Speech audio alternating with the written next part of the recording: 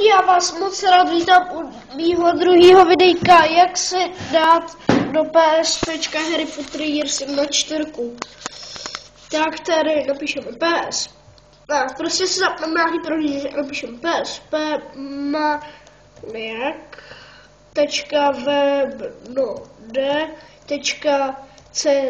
Enter. A tady už můžeme vidět ten PSP Maniac. Tady se to načte minule.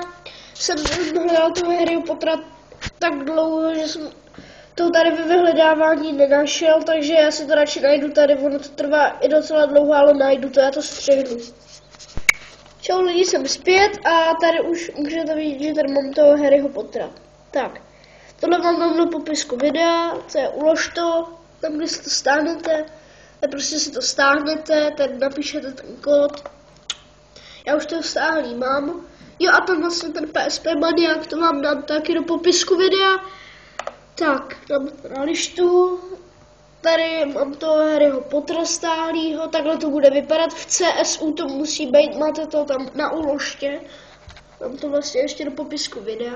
No a jak jsem říkal, znova zase se připojíme. To PSPčko, já už jsem si to připojil napřed, aby jsme se s tím nezdržovali. Intel disk. Tady zase složku ISO si otevřu. A tady prostě toho Harryho Pottera takhle jsem přetáhnu, jenže já už ho tam mám a teď se mi to nějak blbě udělalo. Jo, já jsem moc se omlouvám, aby jsem klikal na PSPčko. Shit.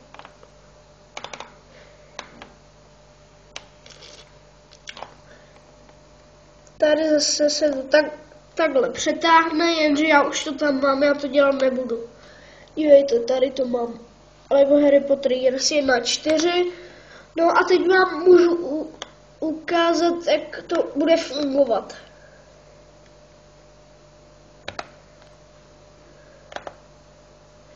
Tak tohle zavřeme a jdem na to.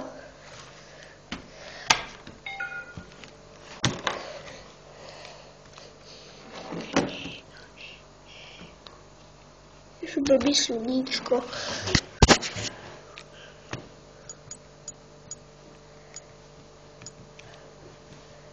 Tady mám ten Worms. Ježíš, jsem se nějaký zmatený. Tady. Harry Potter.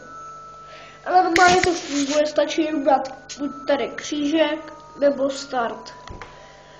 Tak čau.